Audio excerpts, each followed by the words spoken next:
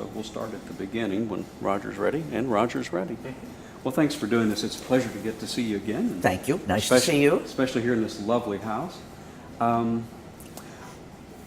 the very beginning, when I've read that you had a very early interest in law and politics.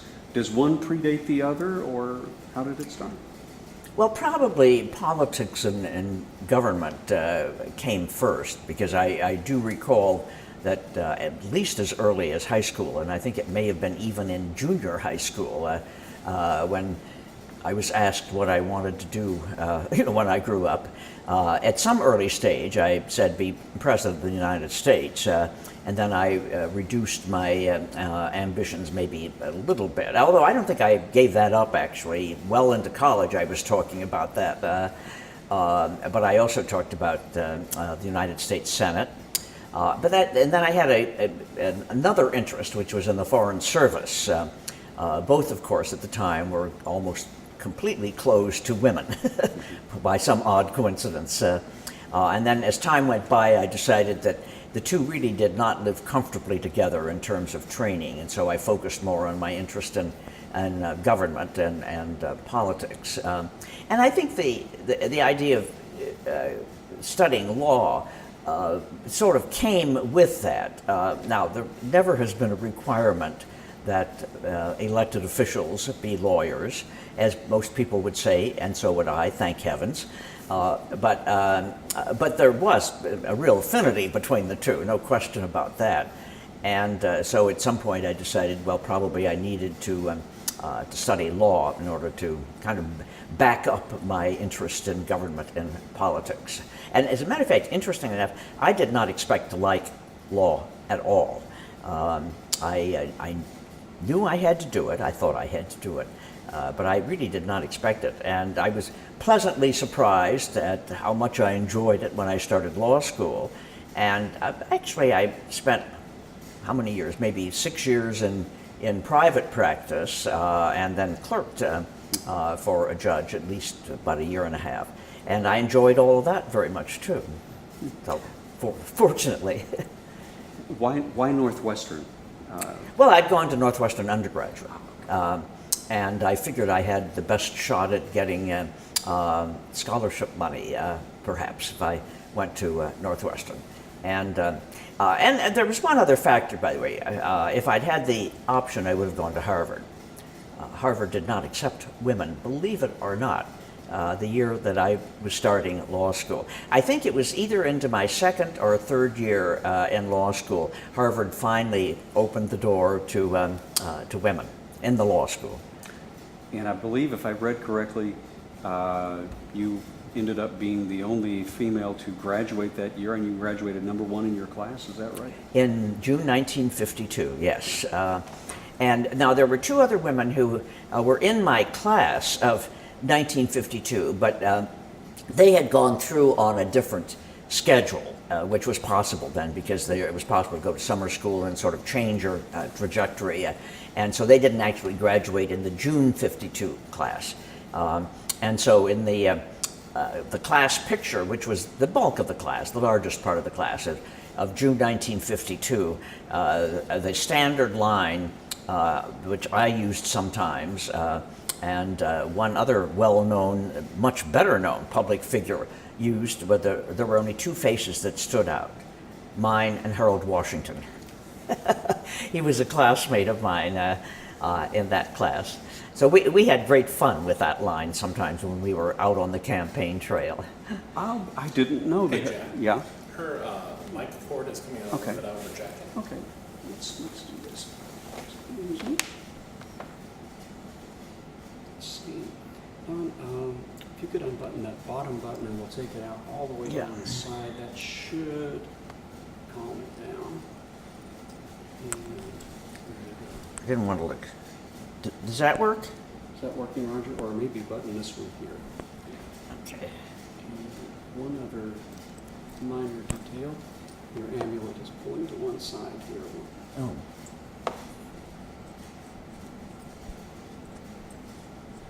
Is that about right? Okay. Is that better? Yes. Yeah. No, I didn't know that Harold went there. Yes. Now, that's a guy I wish I could have met, because I've heard so many great stories Yeah, about him over the right. years. Okay. Although you weren't immediately immersed in the world of elected politics right after law school, you were still active, though. You were Yeah. you were working in Stevenson's campaign. I worked in Governor Stevenson's what was the first one? 52 campaign full time. I worked in Governor Stevenson's 1956 campaign full time. I was in the second one. I was the research person for the speechwriters, which was marvelous because obviously I had a chance to both meet and work with some people whom I had enormous respect and admiration for. And then in 1960, although I must say I knew in my heart of hearts that he simply was not going to be able to make it in 1960, but I wasn't about not to participate in it. So I went to Los Angeles and was, very active in the attempt to get Adlai Stevenson nominated again, which did not work out. But yes, I had worked in his campaigns in 52 and 56. And a lot of us had done other things politically, helping candidates. In fact, one of the funniest things I remember, and I can't even remember how it came about, when I was still in high school in Cincinnati, Ohio, I remember going door to door, collecting money, and I don't think it was very much. I collected for the charterites. In Cincinnati, at that time, there was no local Democratic Party. There was no Democratic Party, really. You were either a Republican or one of the great reform movements in municipal government was the charter movement in Cincinnati, which turned what had been one of the most corrupt cities in the country, I gather, into a model city.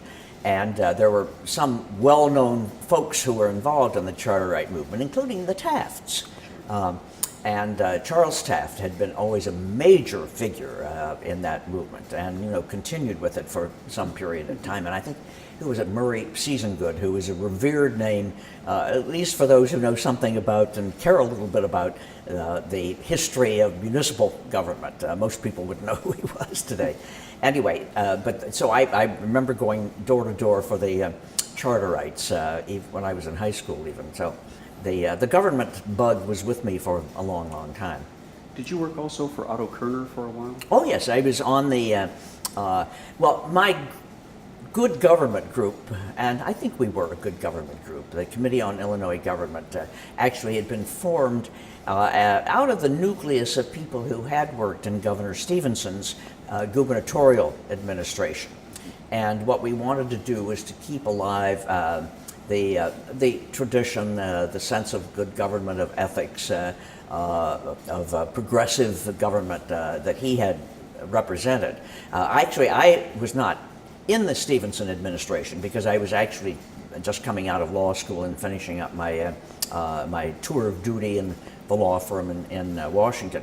But most of my good friends were, and so we were all very heavily involved in putting the Committee on Illinois Government together. Then when Kerner became the candidate, the Committee on Illinois Government provided really, I think, a lot of the research and ideas that were part of his gubernatorial campaign. And then after he was elected, the feeling was, we've got to have somebody down there to make sure that our great ideas are implemented.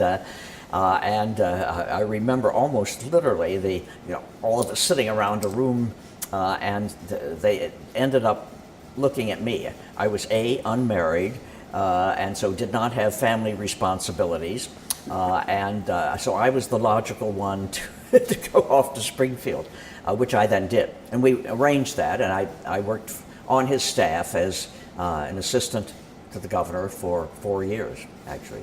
And we did get a lot of those ideas. Not all of them got enacted, but we got a lot of them on the table, and some of them actually were enacted. One, I keep thinking back that we tried awfully hard to get passed, which, and this is what, 40 some years ago, which probably would have left us in better stead today, was, I think we called it a capital planning board or a capital development board. The whole idea was, instead of political pet projects and sort of hit and miss capital projects, there ought to be a long-term plan about what was needed, what was going to be needed in 5 years or 10 years, and begin to develop a plan for making sure that it could be accomplished and funded, which we thought was an extremely important thing, and it was. We would have been better off if we'd had it. Well, now, on a parallel track, I'm working on a documentary on Paul Simon's life, and I'm hearing a lot of the same themes come about. Right. Because at the time, you're looking in the early 60s, Paul Powell is the Speaker, has been the Speaker of the House, Secretary of State, and you have all these racing track stock scandals going on. But you did have some people in the legislature who were working on good government issues. Oh, yes. You had Paul working on the Open Meetings Act, a number of different things like that, disclosure and so on.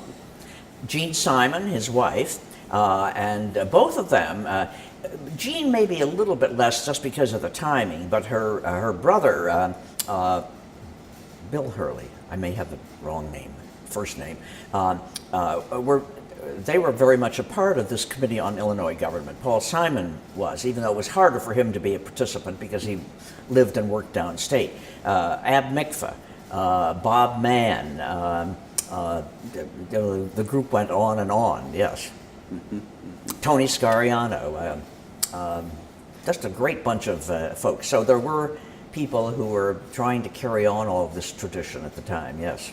But there was a culture of corruption in that capital. That you had the Orville Hodge scandal in the late 50s. You had Supreme Court justices who were getting racing stock. You had a lot of different things going on. There was a culture of going along to get along there. Yeah, yeah. And certainly, Paul Simon certainly was one of those who was well known for speaking out against that. In fact, I think he wrote an article, and I've forgotten what publication it was. Harper's. Pardon? Harper's. Harper's, in which he kind of called the shots. That did not make him exactly popular in Springfield. But that whole group really was sort of I think the conscience of the General Assembly and the attempt to make it into a more respected and respectable legislative body. And I had great fun because most of them were there at the time I was working on Kerner's staff.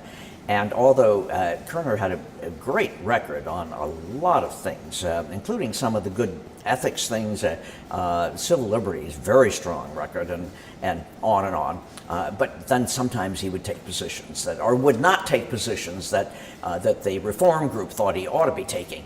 And so they would then bang on me. It was all my fault. But we were all such good friends that we had a good time. I want to fast forward a little bit to the Constitutional Convention of 1970. The older Constitution had been in place since what? The late 1870. 1870. It had been written, yes. So it was a centennial year for that. Well, you ran as a delegate. Right. A number of people did. When you went into that process, and I'm remembering from being fairly young at the time, you were just coming out of the terrible civil rights struggles, the assassination of King and Kennedy, and I guess the question I want to ask is, as you sat down to do a document like this, what kind of Illinois did you and people of like mind envision, and how did you go about crafting the document? Well, those may be two slightly different questions. One, your vision of Illinois, or our vision of Illinois, some of us at least, certainly, was of a place that had put discrimination aside, that had, a strong work basis, a strong educational basis, all of the the good things that many of us had wanted for the state of Illinois, actually for any state, but this was our responsibility for a long, long time. Drafting a constitution, I think, incorporates some of those and reflects on some of those, but not all. The Bill of Rights probably is where a lot of that would show up. And I'm not sure people still appreciate the fact that we ended up with, I think, by far the most, in my judgment, progressive Bill of Rights of any state constitution at the time that we wrote it, which was pretty remarkable given the fact that was also the time of Vietnam, bombing Cambodia, and students sitting in their administration offices all over the country, and just a huge amount of unrest, if you will, and very interesting that we were able to pull off really both the writing and the adoption of this extraordinarily good Bill of Rights. And the one thing that sometimes I'm asked, and others are asked, well, how did this happen? And the only thing I can think of is that for the most part, the public wasn't paying much attention to us. And the media wasn't paying much attention to us. And I don't mean that there was no coverage at all, but not the kind of intense, gotcha kind of coverage that would take place today, to be perfectly honest. And I think in part because people weren't used to Constitution writing, and the issues are always a little more remote, a little more abstract when you're writing a Constitution, as well they should be. And so, you can't go down there every day and say, they're about to raise your taxes, or they're about to do, this, that, or the other. And I think probably that turned out to be a blessing, that they weren't paying as much attention to us. Then the other side, as I said, the Bill of Rights really was the incorporator of a lot of what some of us felt very strongly about at the time in terms of civil rights and civil liberties. We had a mini Equal Rights Amendment, for example, in the Bill of Rights. The other side of it is that a Constitution's primary function, I think, is to develop the structure of government.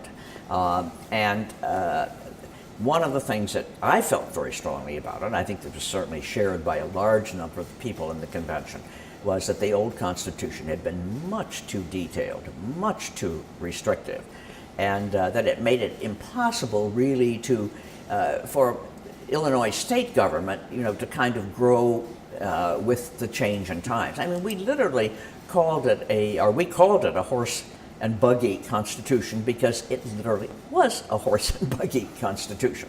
And so one of the things that I felt very strongly about and went into the convention with the determination that we would make it as flexible as possible. And I don't mean that you don't write anything into it, but we would try to keep the restrictions which might have reflected today, but might not reflect 10 years from now, or certainly 20 years from now, and to keep some of those things out of the document so that it would have a chance to expand and breathe, if you will.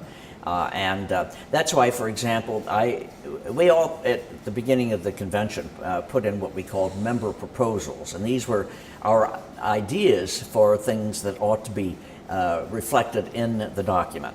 All the members, I think, probably, or most of them, would submit these, and then they would all get put together and distributed to whatever substantive committee they reflected. And of course, I ended up as vice chair of the Revenue and Finance Committee anyway.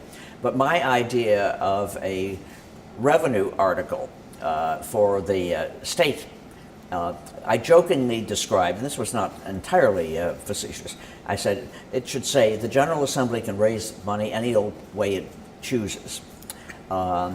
As few restrictions as possible, because one of the things that had been a real problem with the 1870 Constitution were the restrictions on the legislature's power to raise money. And it's not just, this is not just a liberal big spending person talking. This is, you've got to be able to raise it in ways that reflect the change in society, really. For example, we had thought for most of those 100 years under the 1870 Constitution, or at least since a Illinois Supreme Court decision in 1920, it was believed we could not have a state income tax. That got resolved just as the convention was beginning to meet. But to be perfectly honest, at that stage, in the late 1960s, to tell a state that it had to raise most of its money out of sales taxes or even go back to a property tax just simply did not make any sense. Almost all of the states by then had adopted a state income tax. It was just a fairer way to raise money. We thought we could not do it. That sort of restriction is the kind of thing that we did not want in the new Constitution. One of the things I read about your role was you had a good deal of input into the powers of the executive office. Yeah. Could you elaborate on that? Yeah, I had written a research paper, actually before I was even a delegate, that was part of an assemblage of papers that were prepared having to do with various parts of state constitutionalism. And I happened to have written on the executive article, not surprisingly, because I had spent 4 years working in the executive branch. And so there were a variety of ideas that I at least posited, one of which everybody's hated me for ever since. I'll start with one thing that I think was right. I really thought there ought to be a better balance between the executive power and the legislative power. And believe it or not, that balance needed to be corrected somewhat in favor of the legislature, in part because of the fact that the legislature, met usually only for 6 months every other year, although they were beginning to have more and more special sessions.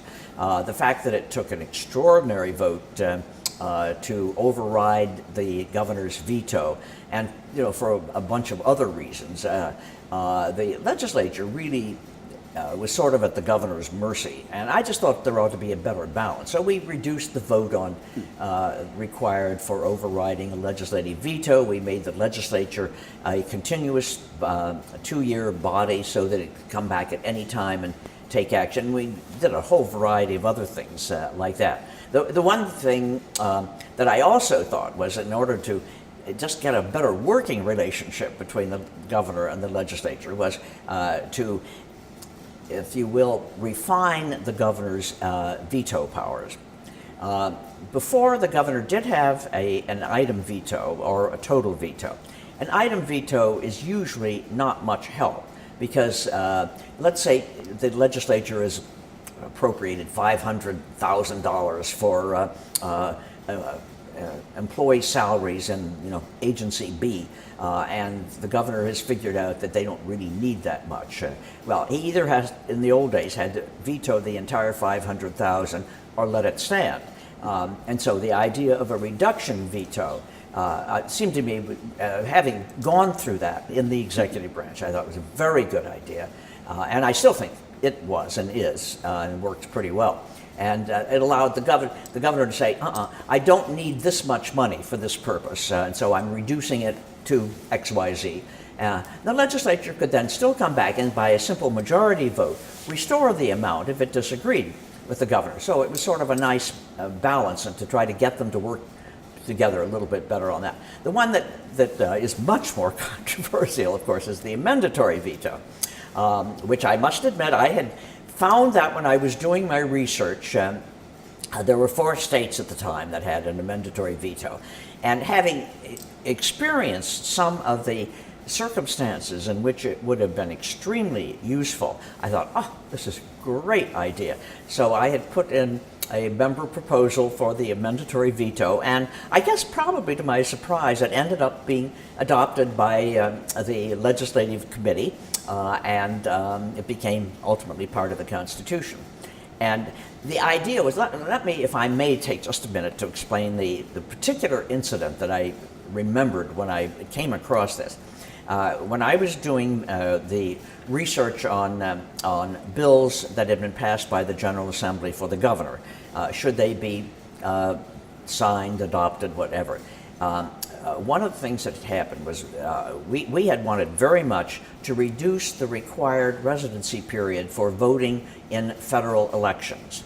Under the old Constitution, we could do that. We couldn't change the required residency for voting in state elections, but we could do it for federal elections. So we thought that was very important, to allow people to vote with a lesser period of residence, 30 days or 60 days. There was a bill pending by a very well-respected Republican House member whose name was Hoover that did that very thing. And, we were gung-ho for it.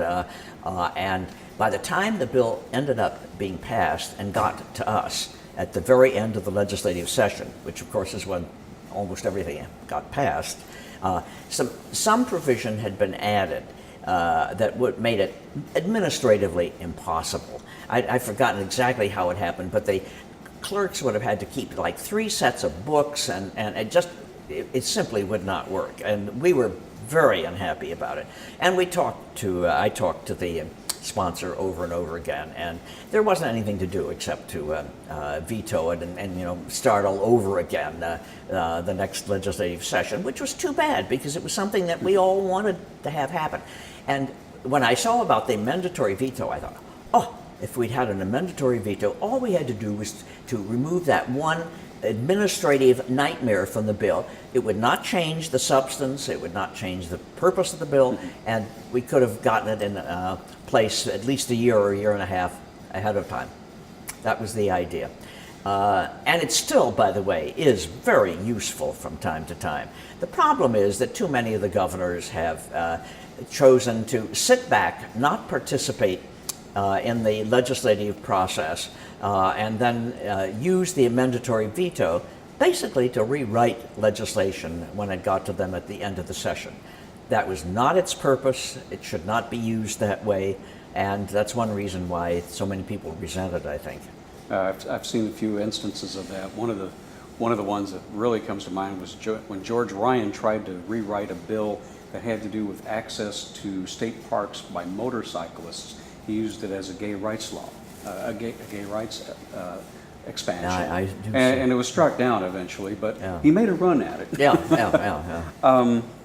1972, you ran for state senate here in. Yes. In this, what prompted you to, after having been through the experience of helping to write the Constitution, what led you to want to run for state senate? Well, I'd always wanted to be in the state legislature, or in the elective process. When I say I'd always, certainly for some time, and I must admit I was being lobbied to run on Dan Walker's ticket for Attorney General. I think I was aware of. I just didn't think that was right for me for a lot of reasons. Fortunately. But I did want to be in the mix. I wanted to be at the table when things were happening, and because that was the great love of my life in a sense. And so I decided we had then cumulative voting and multi-member districts for the House. Jim Houlihan, who was a good friend, had already decided he wanted to run for the House. We knew that was a possibility of getting him nominated and then ultimately elected. But the feeling was that I might help that process because I had already run as the Constitutional Convention delegate in the same area and had more name recognition and all than Jim did. So people were urging me to take the run for the state senate. And since I was interested in being in the state legislature, I decided to go ahead and do that, yes. We didn't think I could win. We were quite sure we could get Jim nominated, but I was in a one-on-one with the Democratic, which we lovingly called the machine, the regular Democratic Party, and that was a pretty tough battle in those days. In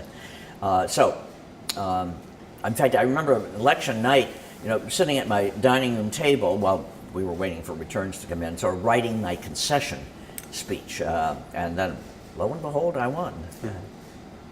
What were some of the key issues that you addressed while in the Senate?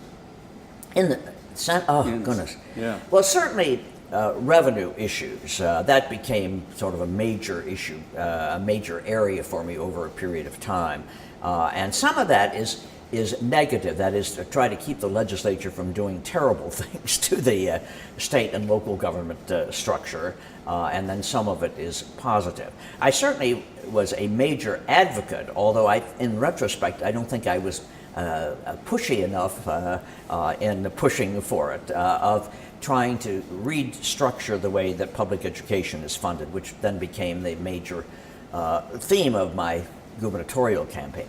I was obviously also a very strong proponent of the Equal Rights Amendment, of a number of things that involved women's rights. For example, what came to be known as the criminal sexual assault law, family and medical leave. I got passed in Springfield before the national one took effect, and unfortunately it got vetoed by the governor. So that was, and that wasn't just for women, by the way, but it certainly was a major factor there. I felt very strongly about getting rid of some of the units of government which didn't do anything and were just eating up. There was a transit district up here, for example, a transportation district that I managed to get rid of because it was collecting property taxes and not doing anything. So that was all really part of the total fiscal structure. I want to drop back a second Yeah. and ask you. There was you were one of a number of independent-minded Yes. lawmakers elected that year, and they had a not too flattering term for you, the Crazy Eight. We made that term, so we didn't think it was unflattering. Okay. Well, What it was, it was 8 Democratic senators. Actually, we added a 9th at one time for a while, but we continued to be known as the Crazy Eight. We were from all parts of the state. I was the only Chicagoan among the group, by the way. We were not all of a like mind on everything, but we were independent. We were not controlled by the regular Democratic Party, which in fact frequently treated us like piranha. And we all had, in one form or another, a real interest in government and what the legislature could do, and in good government things, and certainly in ethics and that kind of thing, campaign finance reform.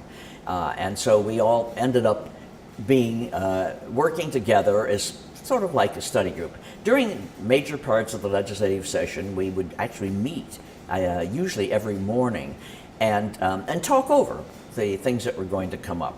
We made sure eventually that we had somebody on all of the major committees so that somebody would be keeping an eye on all of those things.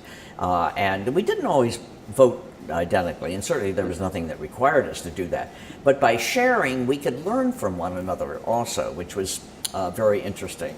For example, I was the only Democrat in the Crazy Eight, and most of the non Chicago members were, how can I put this, often distrustful of the agenda of the regular Democrats, in part because they never paid any attention to us for a long, long time.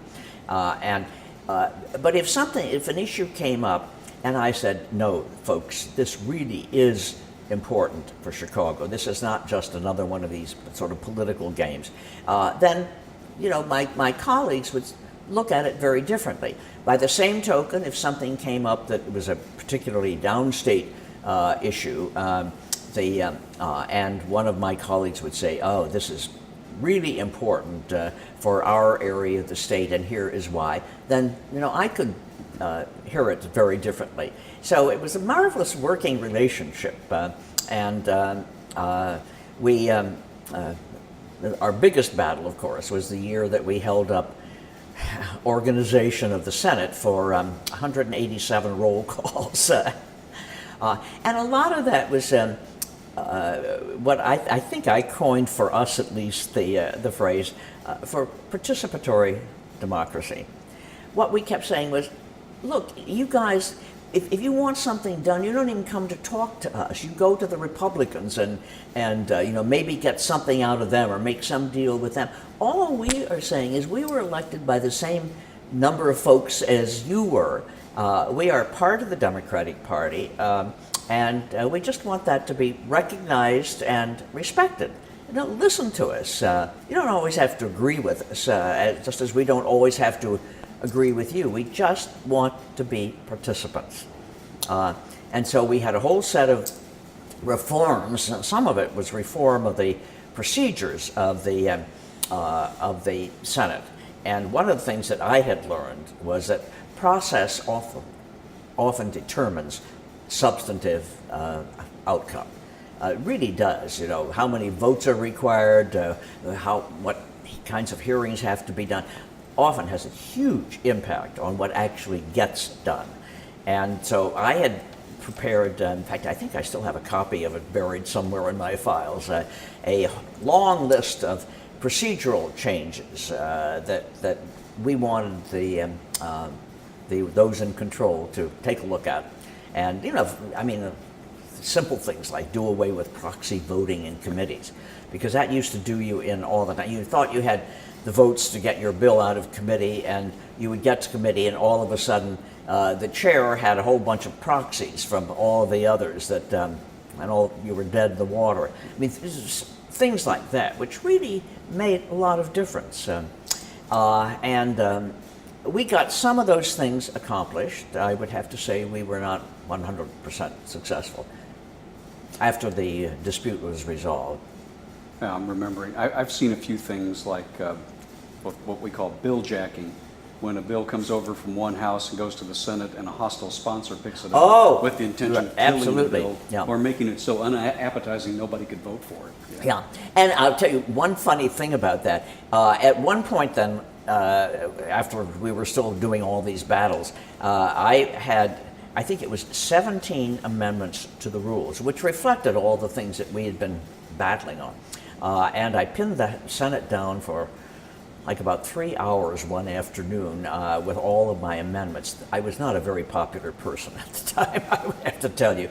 And they had assigned one senator who really was not that big on procedural things anyway, to oppose me every moment on everything. And after a while, he didn't even know what some of these rules were designed for. He would just stand up and say, "Oh, I don't like it, vote no." So I lost almost all the amendments. This was a few years later after our biggest battle. And I lost all of them, except, interestingly, as I recall, one amendment, which did say that the sponsor could control the sponsor of a bill in the Senate could control the sponsor in the House, and vice versa. That is, the respect for the sponsor remaining in control of his or her own piece of legislation. That was the only one that I got adopted that day.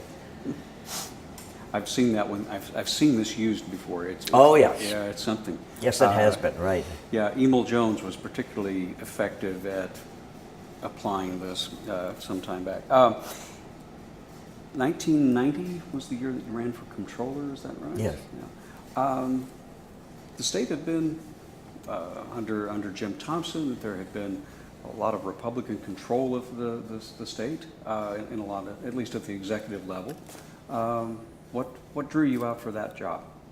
Well, actually, what I wanted to do was, to be honest, was to run for Attorney General. And I had made my initial announcement.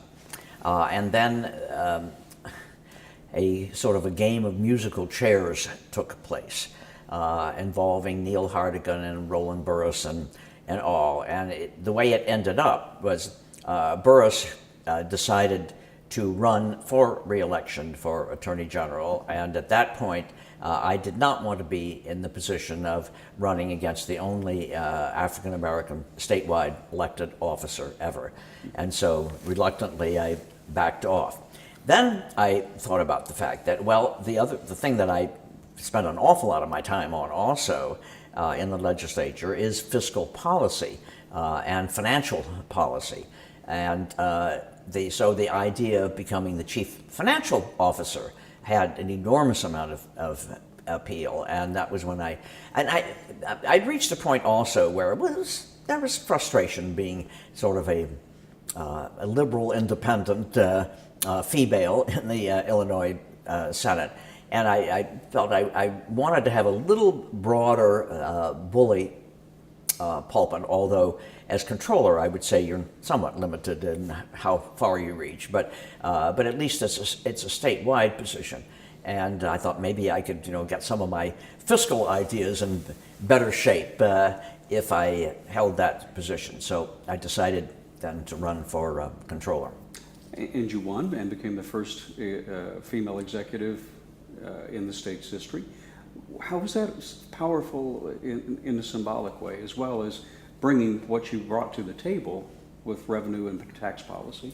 Well, I think it was a breakthrough, which was going to come anyway, no question about that. In fact, I think I remember on Inauguration Day saying something like, I am not unaware that I'm the first woman elected to a constitutional executive office. And then I hope I paused to make the point and said, but I won't be the last. It was going to happen. It had to happen. But it hadn't up to that point. And so I'm glad that I was able to fill that role, if you will. And of course, we have had women in office since then. Mm-hmm. We haven't had a governor yet, though. Well, we may know someone. Yes. The two of us may know someone. The election of 1994, you won a four-way primary. Yes. For the Democratic nomination, the first woman to be right. Nominated by a major party. Very significant in a lot of respects. What was the platform as you went into the general campaign? And I know a little of this because I watched it. I remember that. I remember the straight shooter commercial from earlier in the thing. Let's talk about that first. I want to hear about the straight shooter commercial. It was something. They persuaded me to, because I'd had my picture taken, I think, a few years before shooting pool. It was one of those things, is there anything strange you've done in your life or whatever? And I actually had learned to shoot pool when I was in high school because a friend of mine and I co-founded what I guess would be called a youth canteen, a place for the kids to go to keep them off the streets, if you will, on weekends. And in order to make it an attractive place, we had to have, not only ping pong tables and jukeboxes, but we had pool tables. And it ended up, of course, I was the one who had to keep house there every Friday and Saturday night. And so what else to do? I learned to shoot pool and got pretty good at it. But I haven't done a huge amount of playing in between. But anyway, the campaign staff realized that, and Saul Shore, who was a genius at this sort of thing, decided that he wanted to be in a pool ad. Of course, I resisted. I said, that's undignified, it's blah, blah, blah, all this. And I have been doing it for a long time anyway, so they finally broke my arm and persuaded me to do it. So I had to practice some, and did. I would not let them use any shots that I had not actually made in the ad. But it really was, I would have to admit, and I say this because I was the one who designed it, it was a great political ad. It absolutely blew people off the charts, really, because I guess because it seemed so unlike me. And because I used to hear stories about there was a big Republican rally taking place the first day it finally appeared, and the Republicans were sitting around and saying, "Oh, that is sensational. That's really..." and anyway, and it was not negative, which was the great thing about it. And it had its little message, straight shooter. Because heaven knows I was taking positions that you're not supposed to take in a campaign. And the main one, of course, and this was probably my major theme, was we needed to do two things. One, make a much stronger commitment to public education, which I felt passionately about and still do. And second, we have to find a better way to pay for it. Much too much of the burden on property taxes, and the state was not living up to the commitment in the state constitution a sentence, by the way, which I had written and gotten into the state constitution, which is that the state has the primary responsibility for funding the system of public education. And we were not doing that, and we needed to do it because we could pay for it out of a broader-based, fairer tax structure. And so that became really my major theme. And it did involve raising the state income tax, part of it being used just simply to put more money into public education, and part of it being used to reduce the burden on property taxes to pay for public education. So it was a twofold use of the income tax increase in that respect. And I remember reading as early as in some of my research, I was reading that Paul Simon was writing about this in 1955 because the problem went back to the 1870s and 80s, the way that this was so antiquated, the way we were doing this. Oh, yeah. Yeah. Yeah, and the Committee on Illinois Government, I mean, we'd been talking about that for all of those years also, or something like it, maybe perhaps not my precise proposal, but the idea that the state simply was not living up to its responsibility for public education. You ran with a terrific running mate, Penny Severance from Decatur, a wonderful person, very bright. But at the end of the day, Jim Edgar came out and won very handily. Yes. Do you think it was the fact? 1994 was, I think, without doubt, the worst year for a Democrat in all of history. You know, everyone thinks that 2010 was bad for Democrats, and it certainly was. But 1994 was even worse, really. We lost, number one, it was the first time that the Republicans had taken over Congress in 40 years.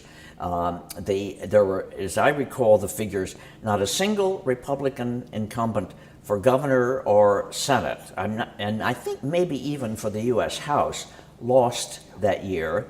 There were, I think it was 24 or 25 state legislative houses that switched from Republican, or from Democratic to Republican. I mean, we just got wiped out all over the country. But at the end of the day, Jim Edgar's reelected, and not very long after, he's pushing something that That exactly sounded like. strangely familiar. Not exactly like it, but very close to it. Yes, yes. Do you feel some vindication in that sense? Well, yeah, except, you know, you get sort of ticked off a little bit about that. Paul Simon said one day he and Edgar were sitting next to one another at some function, and they got talking about this, and Edgar acknowledged that, according to Paul, that I was, well, I don't think he acknowledged specifically that I was right, but that was sort of the general tone of it. And then he said, but she was just ahead of her time. I thought that's what politics was supposed to be about in campaigns, but maybe I was wrong. That's Yeah, and then later, of course, he put together the Eikenberry Commission, which came out with pretty much the same proposal, and he couldn't get it passed. And I kept saying, you know, doesn't he understand that when you've just spent about $7 or $8 million in a campaign trashing the plan as a 42% tax increase, then all of a sudden, and some of your legislators got elected by going along with that, then maybe it is a little difficult to turn around on a dime. And he also ran into Pate Phillip over in the Senate too, and Pate wasn't going to go anywhere with that. But and it's interesting. I've watched that bill come up in any number of iterations over the past 15 years. Senate Bill 750 and its successors. Right. Still needs to be done. Oh, it still needs to be done, yeah. And that was really, in a sense, just the first step of trying to revise the way we do raise public revenue to make it both more stable and fairer. And one of the things that some of the later legislation did, which I talked about but did not actually propose at the time. I thought I had gone about as far as I could by saying, we need to raise the state income tax in order to restructure the way we fund public education. But one of the other things we clearly needed to do and still need to do is to begin to broaden the base of the sales tax. We have an extremely narrow base for our sales tax. And most of the other states have begun to move in the direction, and some of them pretty dramatically so, of taxing services, because that's where the economy is these days. It's not in the sale of a pair of shoes, it's in the sale of services of various kinds. And if we do that, then we can also keep a lid on the level of the sales tax, and we might, at the time some of us started talking about this, we thought it was possible we might even be able to reduce the state sales tax by broadening the base. And that's, again, something else we need to do. That was part of some of the later legislation, like your House Bill 750, for example. Yeah. We did have a commission back in, this was when I was still in the state legislature, that actually Doug Whitley was the chair of, on sort of reforming the sales tax. And we began to look into that very issue of broadening the base to services. And interestingly, there wasn't an awful lot of research available at that time on it. For example, one of the things that we had to think about was, would this make our total tax structure in Illinois more regressive in the sense of it puts more of a burden on poor people or people at very modest income levels, or would it help the other way around? And we just didn't have much in the way of research at that time on it. So, but we began to talk about it at the time that we had that Whitley Commission, which I think was 1987. And clearly, I think, well, at least some of us were suggesting that was the direction we needed to begin to move in. And it's still under discussion, and they've made little, somewhat glacial moves towards some of this, but it's still very little. Yeah, yes. Yeah, incremental is the word I'm looking for. Right. You went back to the teaching of law at Northwestern after the election. Yeah. Let's talk about that chapter of your life. You are a terrific teacher, because this feels like I'm getting a postgraduate seminar here. Not all the students feel that way. Yeah. Well, it's a lot. I always enjoy talking with you because I know I'm getting the good stuff. What do you get from? What do you enjoy about the teaching of the law? Well, I guess two things. One is just the interaction with students who are by now several generations away from me. In fact, I sometimes jokingly say the first time I had one of the children of somebody I had taught law in my class, I was a little undone. I got used to that. That's happened several times. Now the thing that gets to me a little bit sometimes is some of my students have retired and I haven't yet.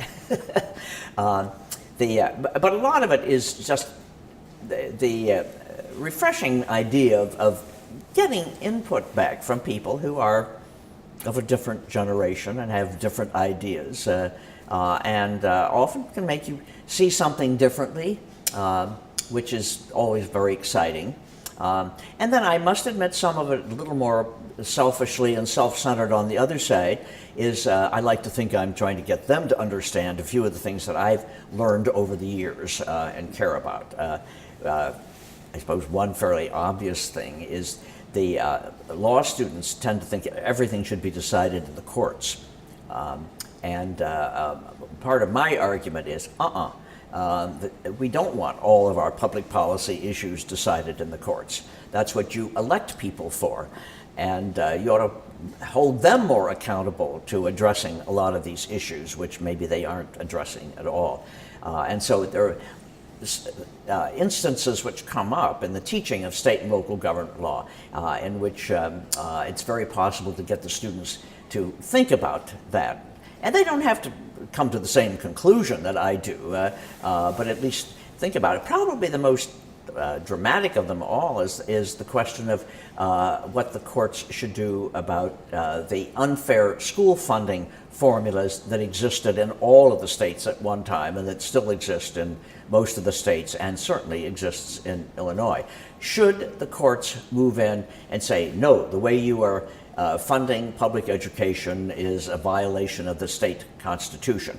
Or should the courts do, as the Illinois court did, say, no, it's for the legislature to decide. That's not our business. We're not the right ones to make that decision. Not an easy issue, but a very fundamental one. And because I do teach school funding in my class, it is an opportunity to get the, in fact, to get the students to think about it. In fact, several times I've actually had a debate among the students. I'll assign some of them to sort of one side of the issue. Yes, it is the courts who should control this and make this decision, and some of the students to the other side. No, the courts should not be deciding this, and let the students have at it. That sort of thing is for me, very satisfying to see them do that. I love that dialogue, especially when I'm in the Capitol, because the lawmakers are saying, oh no, you don't want a judge sitting there and telling you exactly how much you have to raise the tax Right. to do this, that, and the other. And then my point is, well, then you need to do something. Yeah. Where the judge is going to do it for you. Right. Because I watched Kentucky do that by consent decree a number of years back. It was very interesting to watch that exercise. Obviously, we have a very checkered past and present when it comes to being a state in terms of our political leadership, with two governors under, one in federal prison and another heading that way. What do you tell young people about the honor of public service, the pride you have in the profession, and why you should be attracted to it? Well, a couple of things probably. One is the sort of the proposition that what elected officials do, the decisions they make or choose not to make, has an enormous impact on the entire society. And interestingly enough, in some ways, what state legislators do has even more of a direct impact on people because it gets down to things that affect people more directly. As I sometimes say, only half facetiously, Congress decides, simple matters like war and peace or the general state of the economy, but it's the state legislature which decides most of the criminal law and most of the tax law that really affects people and most of the environmental law and on and on and on. So if you care about those issues, if you care about the kinds of decisions that come from the elected officials, then you've got to be interested in it. It doesn't mean you necessarily have to be a direct participant, but you certainly should be at least an indirect participant in the political process. And I encourage them as much as possible to get into it themselves. One response is if you don't, somebody else will. And that person may not be exactly your ideal of a public servant. So don't walk away from it and say it doesn't make any difference or whatever. I mean, it does make a difference, and you can make a difference if you are directly involved in it.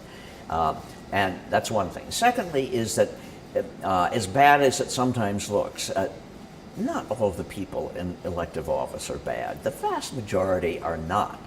They may have different points of view. That's quite legitimate, and you have to learn to listen to those points of view. And you can't just automatically label someone as like a redneck because they have a different view from you on an issue like gun control, for example. I mean, that's one of the very hot button issues which really divides people. But you don't just walk away from them on that. You try to talk it out, and find ways of resolving different points of view. I think that is very important.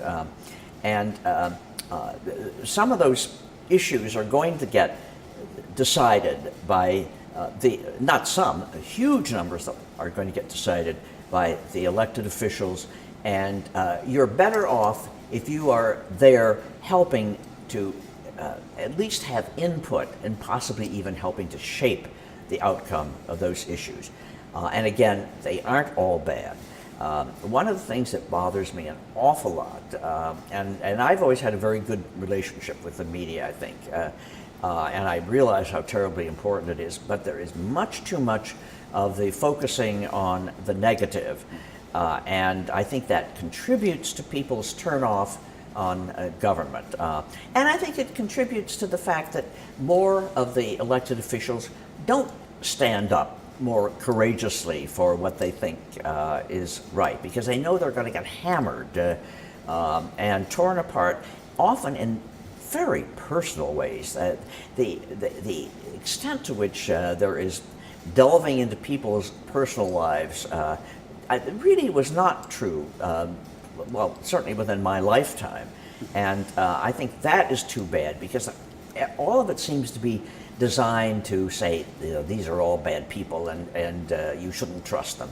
And believe it or not, then people sort of decide, no, we don't trust them. Now, I think public officials would be more courageous and more open and accountable if they didn't get hammered on a lot of things that are in a sense, peripheral. And I think that's another thing that has to be really taken into account in sort of addressing the, you know, would you want your child to go into politics, into elective office? You had some comments for the academy that I recall in terms of there's too much money now in politics, not enough for education. We're spending too much and doing too much in terms of buying 30-second sound bites Right. here and there. The rhetoric is too shrill and the positions are too dug in. Yeah, I think it's a particularly bad time in that respect. Now, I'm aware of the fact that if you read history over the entire course of this country, that there certainly have been other very bad times and moments when, well, Lincoln was, I've forgotten what some of the worst things that he was called, and you know, it certainly has taken place a lot. I think that it's different right now, not only because it is extremely shrill, very ideological on the part of an awful lot of the people involved, very sort of take no prisoners attitude, which is this does not work in a democracy, but also because it is constant. It's the 24-hour cycle, and so that you're almost, I mean, it just goes on and on and on. And part of it is the need, I think, of the media to, you know, find something more to talk about, and part of it is that they do find ways to talk about things that, and just repeating it over and over, both the personal things and even something that may be substantive, but that doesn't need to be ground into the ground, if you will, to quite the same extent. So my sense is that it's a very troublesome time for democracy right now in this country. And a lot of it is the interaction of this period when people are taking more extreme positions and not being very nice to one another, and the fact that it's part of an information age, which I think is a little bit more than we need. I remember I made what I thought was my best speech that I wrote at the 4th of July celebration at the Chicago History Museum in I've forgotten when it was, 1977, something like that. And I remember talking about the fact that, you know, we don't necessarily need to see every single wart on the nose or forehead or whatever of every single public figure. And that's not saying that we don't have a right to demand public accountability, but that is somewhat different. And actually, I used sort of an interesting, for me, given the fact that I'm a raging liberal, I gather, example. George Wallace was, while he was running for president, and George Wallace was not high on my list of favored people, was, as we remember, he was shot and wounded and made incapacitated to some extent. And I remember reading once that his campaign got so bugged by the fact that every single shot of George Wallace was looking as helpless as possible, being lifted into his wheelchair or out of it or something like that, to the point where they said, this is just not fair. And so they finally had to redesign their campaign stop so that they would park the plane and have the door far away from the television cameras and all, so they could at least get him out and into his wheelchair without the terrible struggle that it was to do it. And I thought, yeah, that's I think they were right. I mean, I don't see why that had to be the total emphasis on George Wallace, and heaven knows I didn't agree with 99% of what he stood for, probably. And of course, I was old enough to be able to remember that they didn't do that really to Franklin Roosevelt. Now, sure, that was before television, but there was movie-tone news and things of that sort, and there was never just a constant emphasis on the fact that he was partially had a partial disability. And that's when I think I led to my thing that you don't really need to be exposed to every wart on every public official, because it does tend to result in disrespect for the whole process. And that I find very discouraging right now, very discouraging, and a little bit scary, as a matter of fact. Yeah, we're trying to feed a 24-hour news cycle. Leads up, actually adds a lot to this. There's no question about that. As we come to a close, I always have to ask, you've done so many different things, but what has given you the most personal satisfaction out of this, out of a life in public service? Oh, I'm not sure I could identify a single thing. I've sometimes found myself saying that in a way the Constitutional Convention was particularly high on the list, because it was a coming together of this wildly diverse population that we have in a state like Illinois, with some very difficult issues, and it was a process that for the most part was civil, recognized the validity of other people's points of view, attempted to work all those things out so that we could come to a successful conclusion. And we were about to break up in that convention, I don't know, half a dozen times at least. But whenever we reached that point, somehow we would come back and say, okay, there's got to be a way of coming together on this. And in a democracy, and with so many different points of view, you do have to be able to compromise, and compromise starts with listening to and respecting someone else's point of view. Not giving up your principles, that's not the same thing, but learning to find a way in which both of you can live together comfortably. And I think to a very considerable extent we did that, perhaps somewhat more in the Constitutional Convention than was true in my later experience in the state legislature. So I guess I tend to identify that as a particularly good moment in that respect, which is not to say I didn't enjoy being a legislator and finding. There were lots of times when we were able to work out tough issues there also, and that was always a matter of great satisfaction.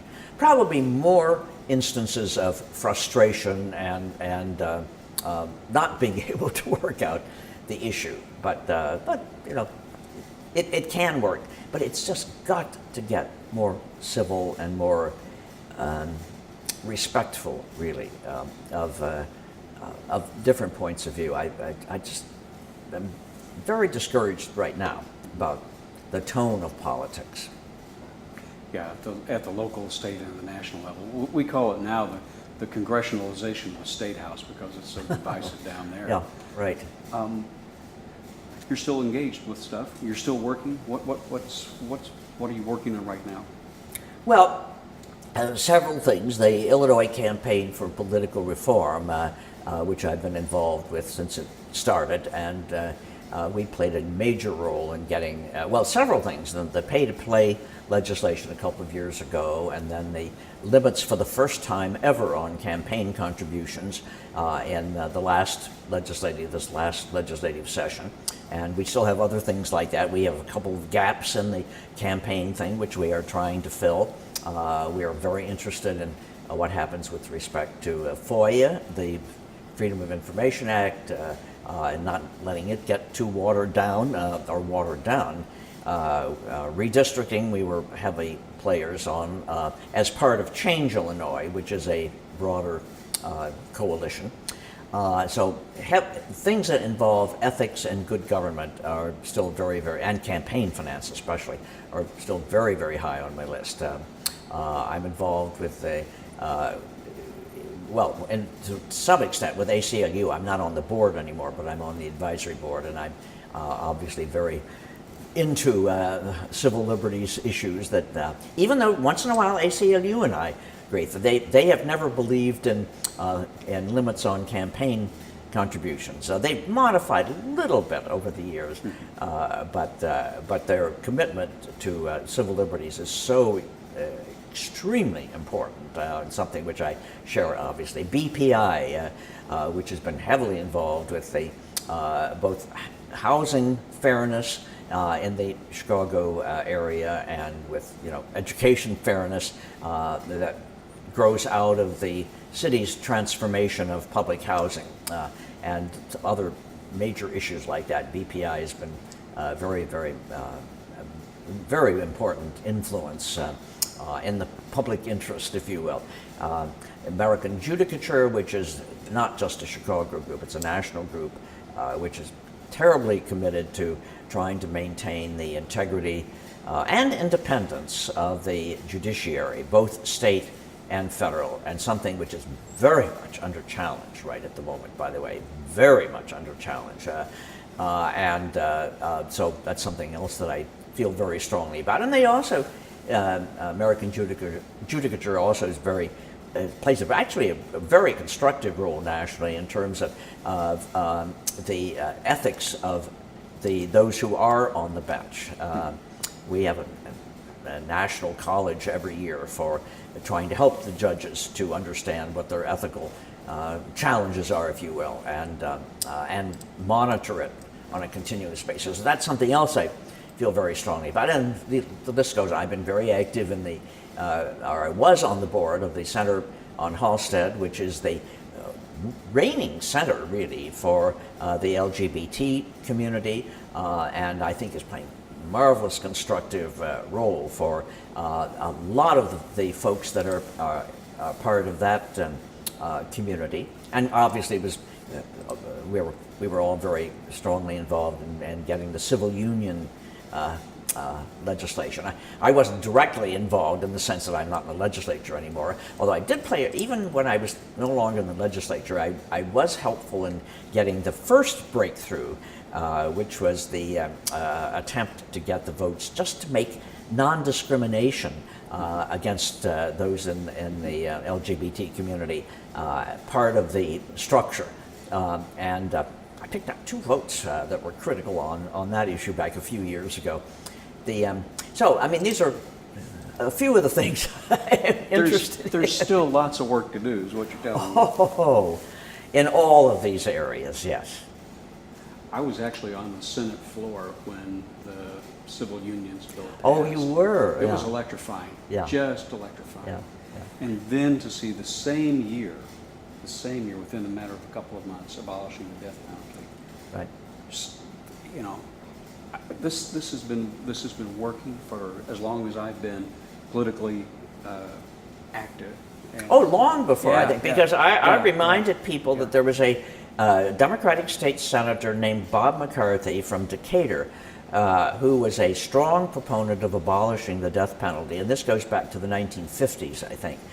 because we all, all my friends in the Committee on Illinois Government and the rest of us most of us were opposed to the death penalty. And we were always, sort of saying, thank you, Bob, for trying. Of course, he'd never got anywhere with it. And of course, I got absolutely raked over the coals by the Edgar campaign for my position on the death penalty, because I was opposed to it. Something must have gotten in the water in Springfield during that brief legislative period that we raised the state income tax. Now, some would say that's not a good thing, but at that moment in time, it was absolutely essential, absolutely essential. Abolished the death penalty, passed civil union. I think there was a fourth thing that I've forgotten at the moment. I'm trying to remember what that. No, Death penalty, civil unions, income tax. Well, and then in the last couple of years, the whole overall package on campaign reform. Yes. And ethics Right. reform. Yeah. right. Now, eventually, they do get around to doing some things. A couple of things that are required if you go into politics. One is stamina, and the other is patience. Yes, it does take a while. It's a slow process. That was perfect. That's exactly what I was looking for. How are we doing on media and time, Roger? We have about 40 minutes left there, and it's 20 after 11. Okay. Could I ask you just a couple of quick questions about Paul? I've had you going Yeah, for quite a while. I'm wearing down. Yeah, you couldn't prove it by me. You're doing terrific. But I know you've got another. Well, that and remember, I'm on heavy pain pills now too because of all of this. You're doing terrific, Don. You're doing fine. I did want to ask you just a couple of questions about Paul Simon, if you're up to that. We rolling? Can I You need a glass. just get a sip of water? Absolutely. Maybe. Can you do that?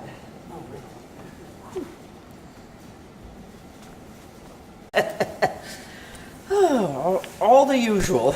Yeah. Well, it's interesting. I've been on the ground in Springfield 20 years or more now, and I run across people over the years who had history with you, like Vince DiMuzio, people like that. Yeah. And it's just fascinating. I've never had a chance to sit down and talk to you about some of this stuff because we were always, whatever the battle was at the time, we were talking about it. So Right. this has been fun. Rolling still? Okay. When Paul Simon was in the Illinois legislature, from his time in the House from the mid-50s through the late 60s as a member of the Illinois Senate, he was way out ahead on a lot of the issues that you care about. I know honesty in government, integrity, ethics. How would you sum up that wonderful legislative career in Springfield before we even knew him on the national stage? Well, in a sense, I think you probably have just summed up. He had a strong belief, how should I put this, in the importance of government and the decisions that government makes. I think he understood that. He believed very strongly that government should be both open, accountable, and responsible. And I would think I would add, because it was Paul Simon, progressive. Not just sitting on the way things have always been done, so that's the way they should continue to be done. I mean, he obviously was I would say liberal. I'm trying to think of there might be a few issues on which he would fall off the wagon on that characterization. I'm thinking, for example, something that's coming up right at the moment, which is the federal balanced budget amendment. And Paul was always a great supporter of the balanced budget amendment, which was probably not on the agenda of many of the so-called progressive liberal folks. But he felt very strongly about it. But I think we particularly identify Paul with honest government, the integrity of those the importance of the integrity of those who are serving in government. good government in that respect is something that I think the first thing that would occur to us if asked, how do we think about Paul Simon? That would be probably the most important thing. And by the way, that is not to say that Paul was not a politician. He certainly was. I think there's a tendency for some people who are admirers of Paul Simon sort of to put him on a pedestal as if he were not a politician at all. That's baloney. He was a very good politician, the kind of politician we like to have. But he was aware of the ins and outs of how you get things done. So, And he proved that he could, from time to time, have some sharp elbows. Yes. If he got into a fight with somebody. yes, absolutely. Charles Percy found out, for example. Yeah, very much so. Absolutely, right. As you look at that cohort of politicians who moved through in his time, what is his legacy? What will people remember about Paul, who launched and inspired dozens, hundreds of young people to go into public service? Well, I think the very thing that I was just describing, or at least I would hope that would be it. Number one, that you can be an elective office for a long period of time, and you can maintain your integrity, your sense of purpose, your sense of principle, and be effective. You're not always going to get everything done, but you can get some things done. And very important, and I suspect this would be high on Paul's list, you can also be what I would call sort of a guiding light for younger people, to help them understand what you understand, and not be turned off by it, but be, in effect, guided by it, and maybe even inspired by it, we would hope. What do you, and you knew him very well, what do you think made him tick?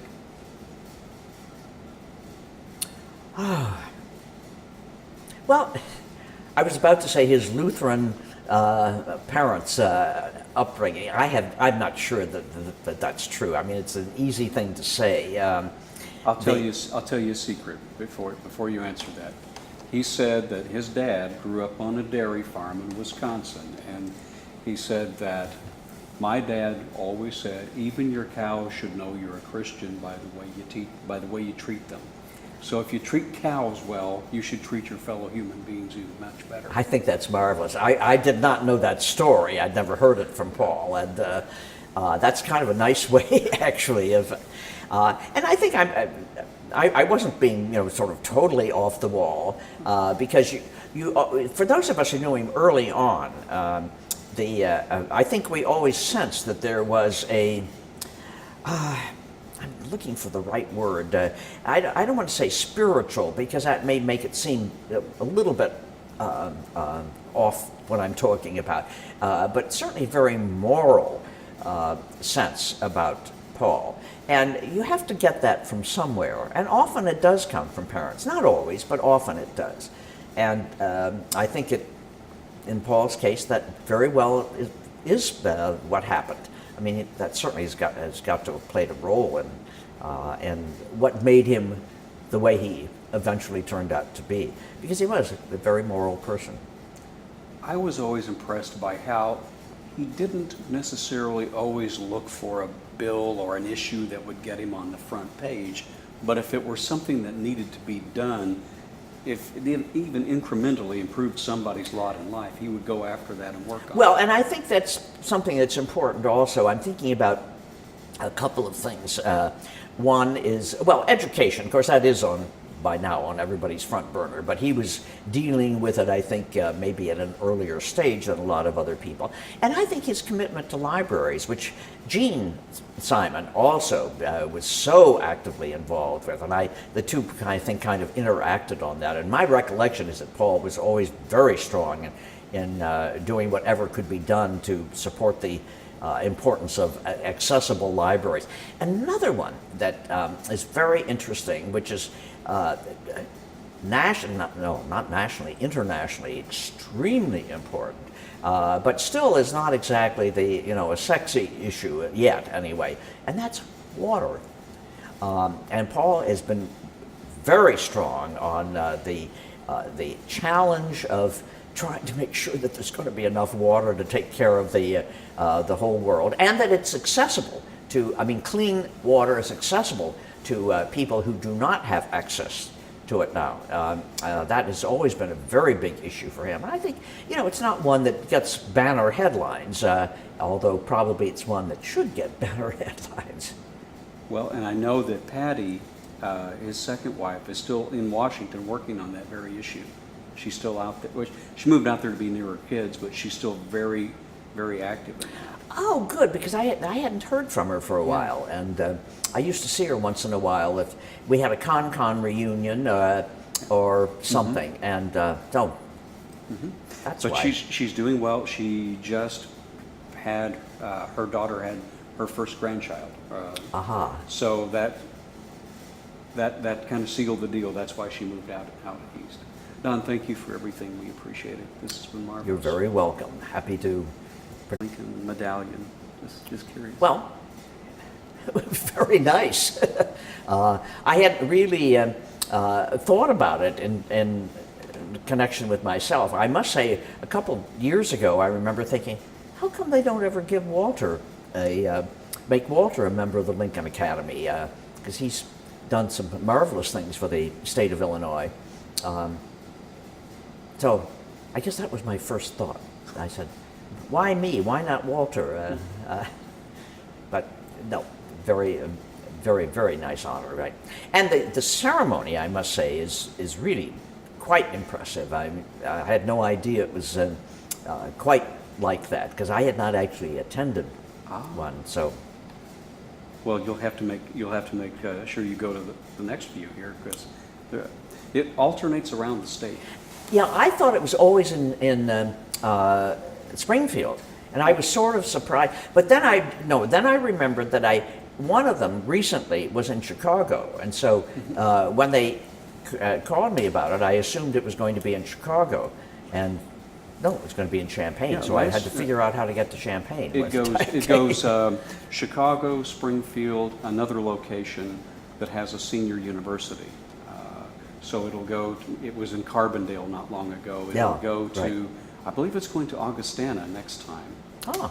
Which we haven't been out there. I've worked on the show for 16 years now, and haven't been out to that particular campus, so that'll be kind of fun. But it's wonderful. It's a wonderful group, and they do a terrific job Right. recognizing people. Yeah. And they do make it very special, I must well, say. yeah. Extraordinarily so, right. Do you know Tom Johnson, their new chancellor from? Well,